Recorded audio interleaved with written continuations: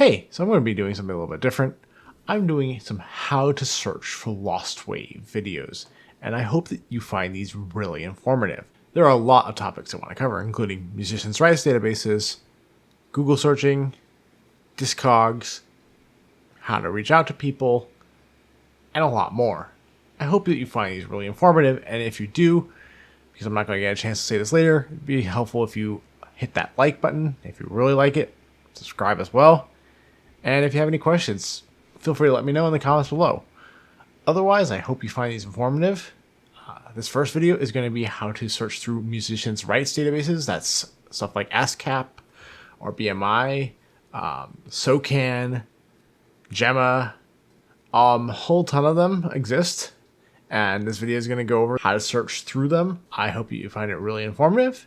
And away we go. So I'm going to start off with a little bit of a precursor here. When you are a band or an artist, you are normally going to register your song. Either you are going to do that or your label or distributor will do it on your behalf. It doesn't always happen, and that's kind of a fringe case that I'm going to cover at the end of this video. For right now, we're just going to assume that you are working through a label or a distributor, even if it's a small independent label. Most of the time, bands will end up getting registered on one of these sites because it's a way to get your sort of copyright controlled. And there are a lot of these organizations throughout the world. In the United States, two biggest ones are ASCAP and BMI, so that's why I'm starting here at songview.com, which is actually a joint project between the two. They actually share the same database, so these are pretty much exactly the same. Some numbers in terms of like the file numbers are different, but in terms of the results you get, they're exactly the same. It's a matter of just whichever one you prefer. So I'm just going to start off by going to BMI just because I think BMI has a better user interface. And so let's say that we're searching for the song Waiting for the Countdown, which is a song that is a song that the FMM server is looking for right now. It's a Googly Elm song. It's a pretty catchy song. So let's just say that we think that Waiting for the Countdown is American. I actually don't know that for sure, but I'm just going to say, like, let's just assume that for this example that that's where we think it's from. So here I can actually type Waiting for the Countdown, which I've actually already did. And that you see here, you actually have a drop down. So if you instead want to search for performer, that would be, who the song is actually by, composer or the writer of the song. You could do that. You could search for by publisher. These last two are probably going to be less relevant except for fringe use cases. In this case, obviously, I'm going to search for title. And for BMI and ASCAP, or for SongView as a whole, it's going to look for exactly the terms Waiting for the Countdown anywhere in the song. So for example, if there was a song called like Waiting for the Countdown 1, 2, 3, that would be in the results because it contains Waiting for the Countdown. So I'm just going to go ahead and click search here. Okay, so here you just click accept. And so now I have two results. And here's where you're going to say to me, personal distraction, how do I listen to these songs? And that is the most frustrating thing about these databases. You don't get audio from them. You're going to have to do some work by yourself. So here's what you are going to do. You're going to look at the information for the song. You can actually see here that they actually have the option to expand. You can actually see more data. Like you can see the name of the publisher. Sometimes if it exists, you'll see alternate titles and performers. So in this case, we have two examples. So I'm actually just going to go ahead and do old-fashioned Googling here. So this one is Jonathan Mogavero. So I can just type Jonathan Mogavero and see what comes up. And I can see here that he's a composer known for a short film. And that was in 2021. So I'm going to just hazard a guess that it's not him. And here's a song called Scorching Action, right? So you can see basically that, I could go into this and, get a sense of whether this is on the right track. And given the fact that Waiting for the Countdown is definitely like early mid 80s, I can already go ahead and say that this is not Jonathan Mogavero. This other one is Lord Toph Emil, or I'm not sure if it's Toph Emil Lord. So the way that these are usually is first name middle name, last name, so that would be Lord Emil, which seems a little weird, but I'm just gonna see if anything comes up if I Google Lord Emil. Okay, so it is Emil Lord, maybe.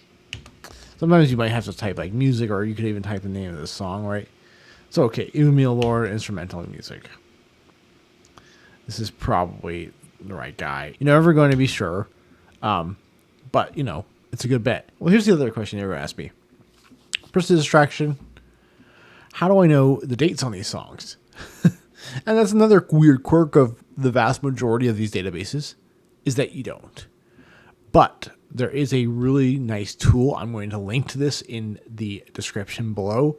This is a tool that user ASCAP has made that I could vouch for thoroughly. So again, I'm going to go ahead and put this in the description below so that you don't have to write this down or anything. It'll just be there.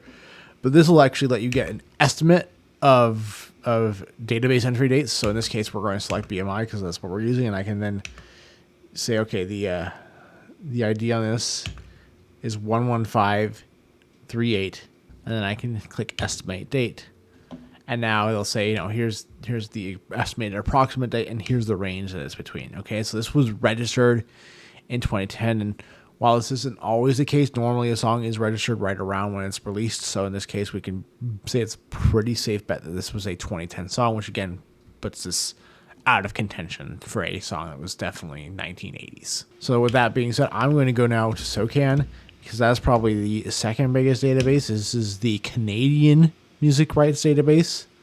So what you're going to do is you're going to go up here to repertoire search. It's the little music icon here, and click that. And here's the SOCAN site. So you can actually say whether you want an exact match or sort of a phrase match, but only begins with phrase match here, which is a little annoying. I wish SOCAN had a, you know, middle of the song or middle of your sentence phrase match, but it's either begins with or exact title. So I'm just going to say begins with and type waiting for the countdown here and hit I am not a robot. Again, and then hit search. And again, we're going to have to agree to a disclaimer, just like we did before. And in this case, there are no results. I could actually, you know, if I wanted to, maybe I just think this is a song called Countdown. This is actually going to produce a lot of results, 4,000 results, right? So, you know, I mean, that's not, you know, when you hit a situation like that in one of these searches, you kind of just have to move on unless you can narrow it down more specifically. Which is kind of frustrating, but you know.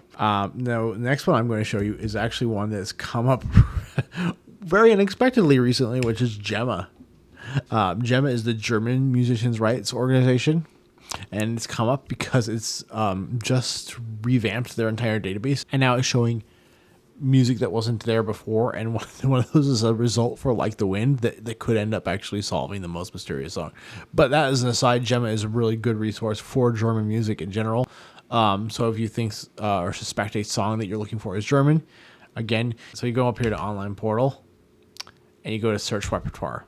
And then Google, if you're using Chrome, offer to translate it for you, but you can actually just ignore that because there is actually a little mode up here that let you switch it to English. You just click that little DE. And here is the search repertoire. So again, if I now type waiting for the countdown, I can search for terms that are songs that include that term. I don't quote me on this. I believe GEMA. Yeah. Okay. So now you can quote me. So GEMA is looking for somewhat matches, like you waiting for the summer, waiting for the end. Neither of those are waiting for the countdown. It's just kind of looking for the best matches it can, right? So like here's waiting for countdown, right? So again, Luigi Grimaldi. So you'll see here like there's a date of first load, but that just is when this was loaded into GEMA. That may not actually be the date that this was released. So I'm just going to go ahead and actually just see if I can find Luigi Grimaldi here. See, okay, he's an Italian. He has a recording studio. Probably not our guy. So, you know, this is kind of just a an exercise in trying to quickly get a sense if you're on the right track or not. And again, I can say with this one, we're not. I could go through the rest of these, but you think you're kind of going to get the point. Here in GEMA, you also have the option to search for AV productions, so like movies or commercials. That's obviously not the case in other ones. And here you can also add, for example, a composer, like a writer of the song or something like that if you were to know it. You can also actually go into their advanced search. So here you can actually specify an exact title or a containing title. So it defaults to is similar, but you can actually select is exactly or contains if you want those instead. So that's a nice little feature that GEMA offers that I wish more databases did. And GEMA is also one of the databases that is here in SCRIPT's tool, as is SOCAN. So I'm going to cover only a few more of these because there are literally dozens of these, and to go through all of them would make this video annoyingly long. So I wanted to cover SIAE, which is the Italian agency. I know it because I've used it before. The SIAE repertoire. Search the SIAE repertoire. And again, you're going to have to accept. In this case, you actually probably do want to let Google just automatically translate this to English. They'll say like search for opera members or sisters. It's kind of not an ideal translation, but what you want is opera. Your repertoire, you're going to select music. And then you're going to say, okay, you want the title, and you can say waiting for the countdown. And say I'm not a robot in Italian. And here's two results. Louis Grimaldi again. So we know that a guy came up already.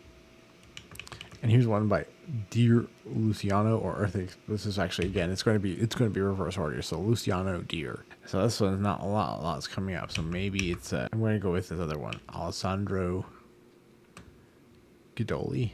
So nothing too interesting. So this one is kind of, this is where it starts to get nitty gritty with these sorts of searches. Is have to kind of just keep looking until you find some sort of result that seems promising. And it may just be that you tell yourself, I'm going to come back to this. Lucky, and if so, you can always, I find putting this in an Excel spreadsheet can be very useful. So that's probably what I would do in this case. Is I'm going to take this result. I'm going to enter these into an Excel spreadsheet to tell myself to come back to this to look into it further. So I'll be right back. And I'm back, and I'm going to show you one more site, which is PRS for music.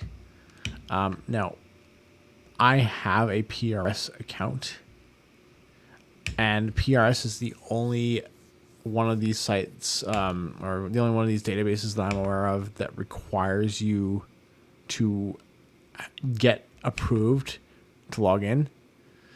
So you're going to have to sign up for one. You're going to have to enter a company name. I just entered a name that's basically like my last name, Music Research, and it worked. You may not, your mileage may vary. It's going to say you're getting cookie. That's fine. I can just say fine with that. And then you go into Search Works and click Accept. And here on PRS, you can again search for a title. You can do a custom search here as well. So you could actually search, for begins with, equals, or contains. Again, the default here is going to be, I believe is going to be contains. And PRS is really nice because PRS actually gives you more information than any of these most of the other databases do. So it does give you registered date. Again, registered date in this case, it's just when this entered the database. This is not necessarily when the song was written. So to take registration dates with a grain of salt, especially in databases like this. So what I'm more interested in is who is Alistair Gordon. And this is actually a use case that I know because I found Alistair Gordon, and Alistair Gordon is a kind of actually my kind of lead for this song, because this is a song that was written in the 80s. And if I look at him